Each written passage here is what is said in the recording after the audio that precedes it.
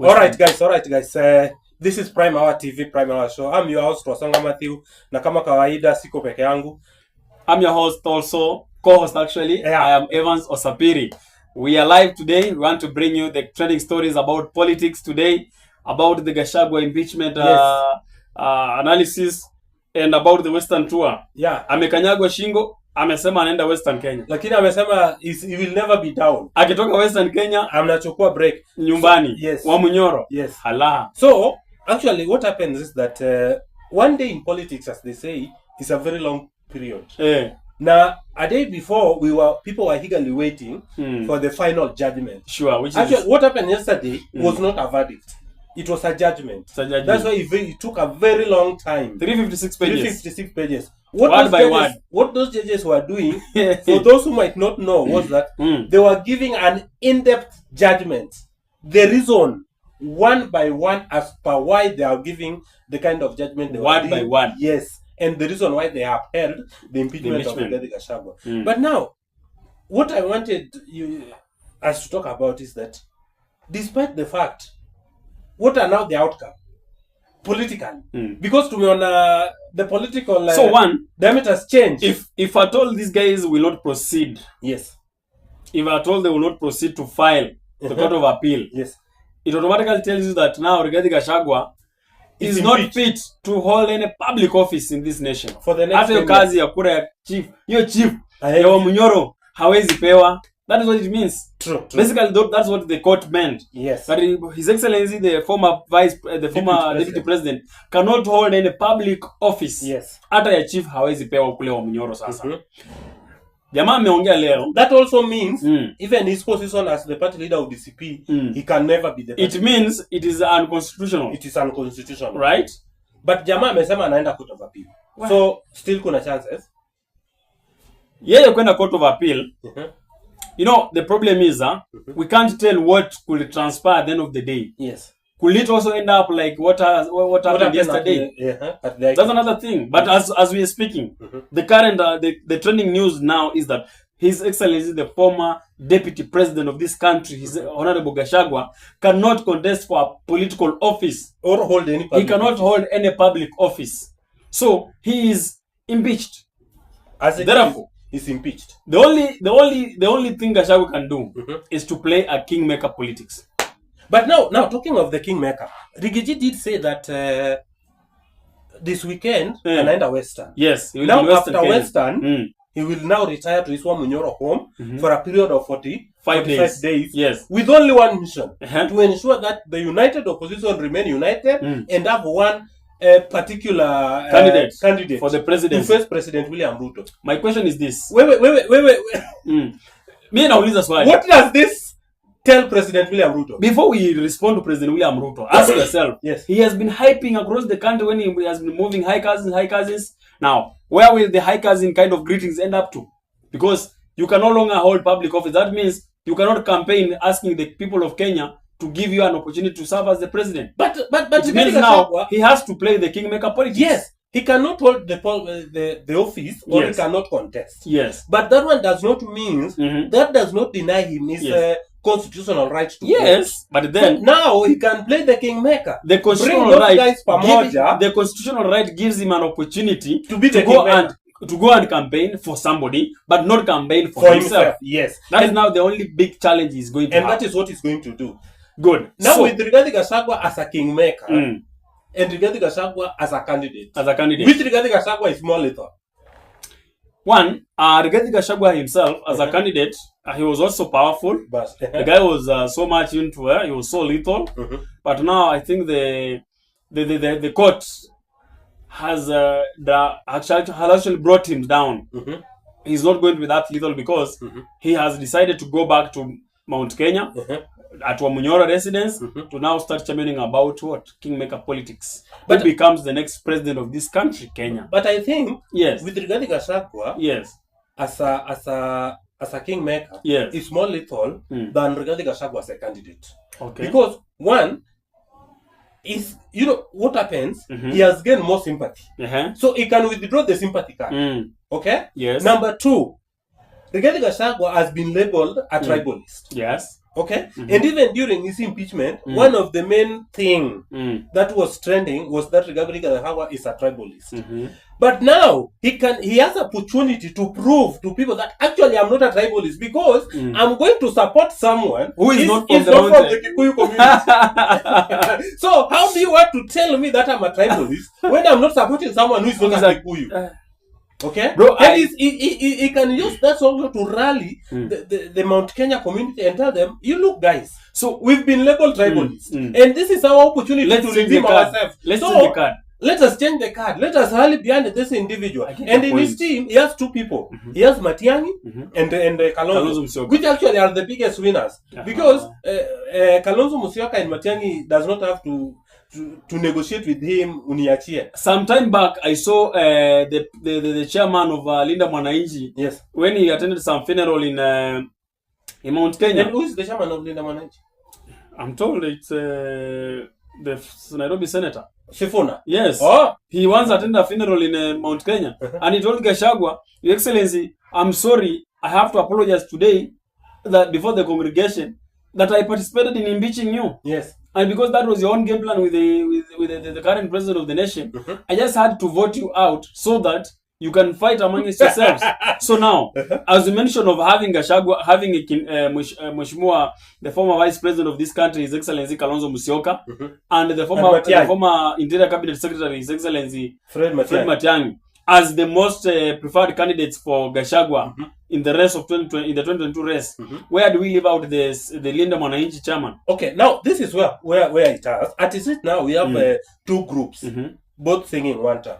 We have the Linda Wananchi group headed by Sifuna, James Orengo, Caleb Amisi, Babu Owino and team. Then we have the United Opposition headed by Rigathi Gachagua, Kalonzo Musyoka, George Natembeya. Now, one thing for the main goal now for Rigathi Gachagua, he has got two duties. Number one, to ensure that both the Linda Wananchi and the United Opposition form one team. If at all they want to make President William Ruto one term. Unanielewa? Yes. So that these teams come together. Because if they go divided as two teams, they will not succeed. And since they have one agenda of one term, it is easy for them to come together. Number two, Mheshimiwa Edwin Sifuna is still young. He still have time. So Rigathi Gachagua, now we have the second task of negotiating. Let's say between. So he has two tasks. One, to bring this between Matiang'i and Kalonzo, who appear to be the senior most politician, who will be the presidential candidate and who will be the running mate, so that they can all agree. If it is Kalonzo, then deputers by Matiang'i. Or Matiang'i deputers by Kalonzo. Either way. Okay. But I think his first task is to bring this team pamoja, the Linda Wananchi and the United Opposition, wote wakuje pamoja. Now they have a common presidential. And I can tell you this. Do you think they will agree? They will agree because, in politics, there is nothing that we can say is impossible in politics. Okay. We've seen things happen. So, just in case, just to before you take that, in politics there is no permanent enemies or friends. You are right. Yes. Just in case, Gachagua says His Excellency the former vice president is the preferred presidential candidate. Yes. Deputized by Kindiki. Yes. Not Kindiki. Sorry, Matiang'i. Yes. The lawyers have seen can all agree. If it is Kalonzo, then deputers by Matiang'i. Or Matiang'i deputers by Kalonzo. Either way. Okay. But I think his first task is to bring this team pamoja, the Linda Wananchi and the United Opposition, wote wakuje pamoja. Now they have a common presidential. And I can tell you this. Do you think they will agree? They will agree because, in politics, there is nothing that we can say is impossible in politics. Okay. We've seen things happen. So, just in case, just to before you take that, in politics there is no permanent enemies or friends. You are right. Yes. Just in case, Gachagua says His Excellency the former vice president is the preferred presidential candidate. Yes. Deputized by Kindiki. Yes. Not Kindiki. Sorry, Matiang'i. Yes. The lawyers I've seen 1 week ago the lawyer MPs from Bungoma. Yes. And Western Region attended a funeral for the former governor Wycliffe Wangamati, and they all had one stand that this time round we the Luhya community are going to be part of the the decision-making table are going to be on that table. And if we are not going to be on the table, we shall break the table so that we form our own table and welcome members. But now... So what if the Gachagua says, Matiang'i for president, His Excellency Kalonzo Musyoka deputy, or vice versa? Yes.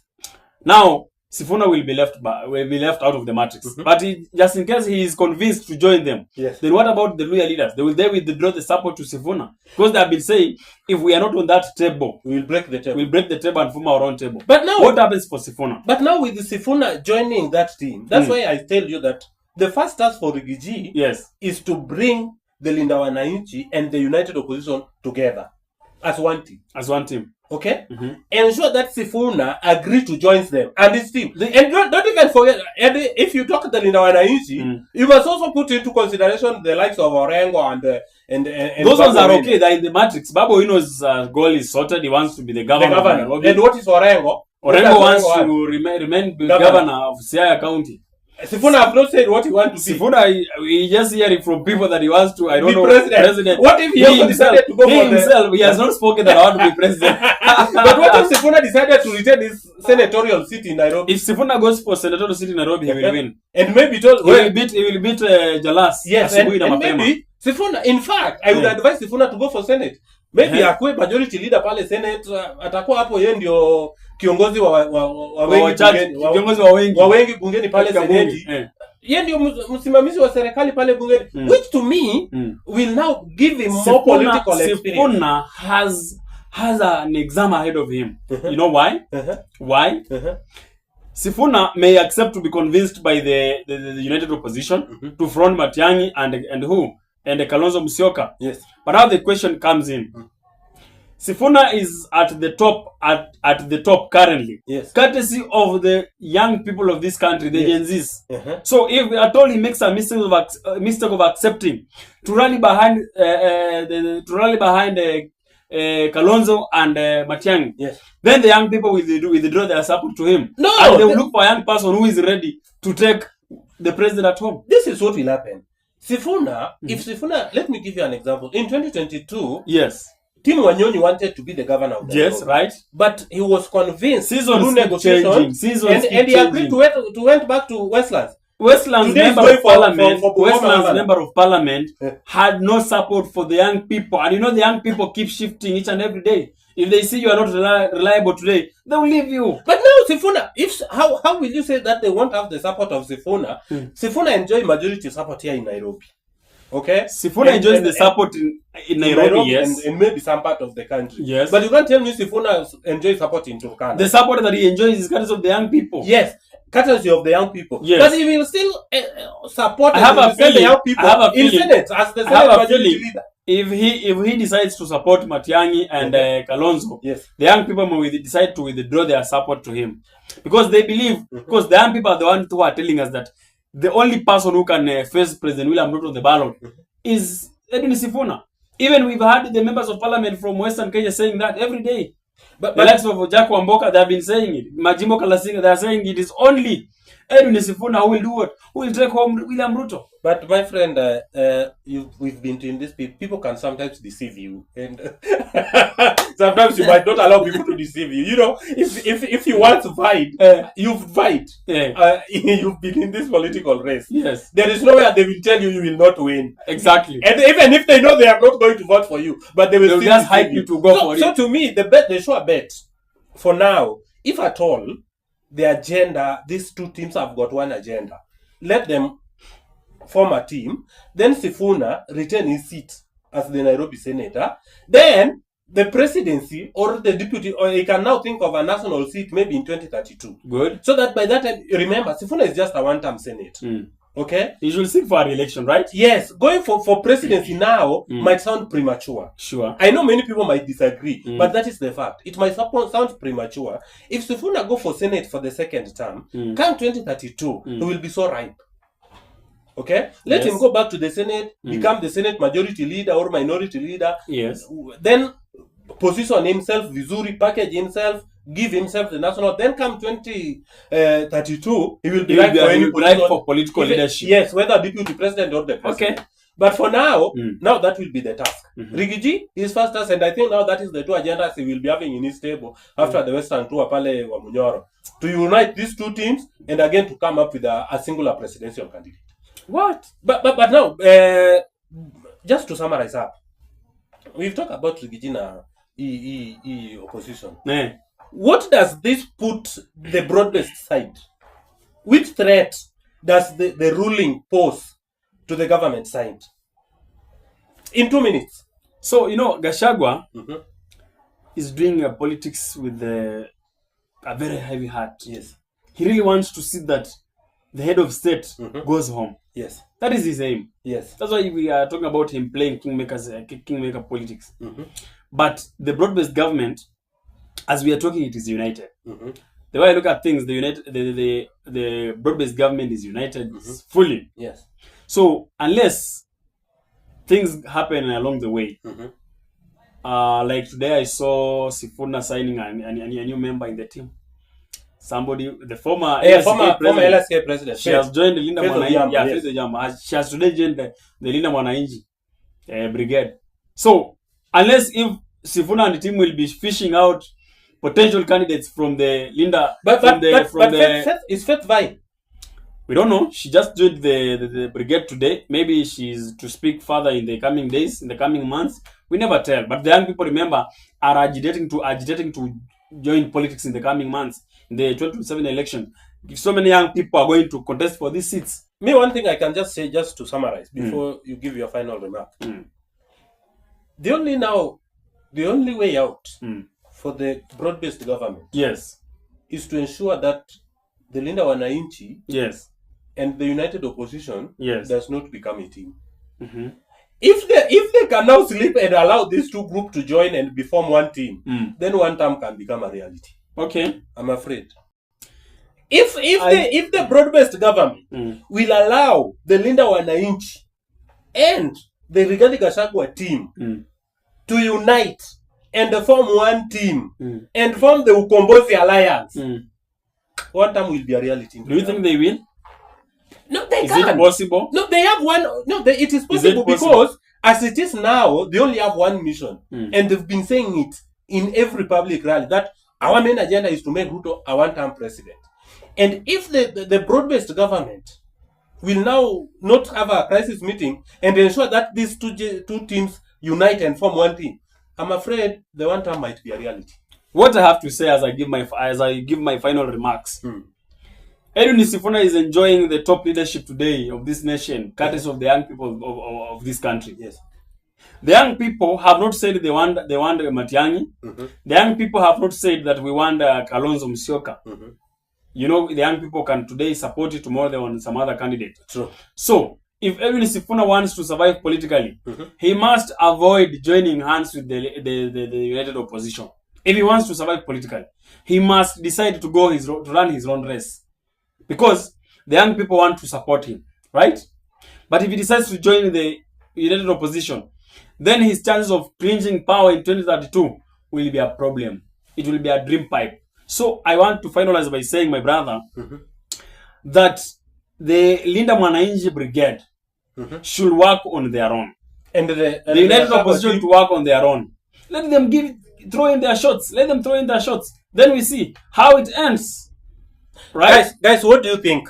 Give us your comment. Do you think these two teams will work together or should they be on their own? Should Linda Mwananchi work together with the united opposition and form one presidential candidate? Or should they go separate ways? Give us your views on your comment section. What can they do to beat President William Ruto the ballot? Please share your views on the comment section. See you again on Friday.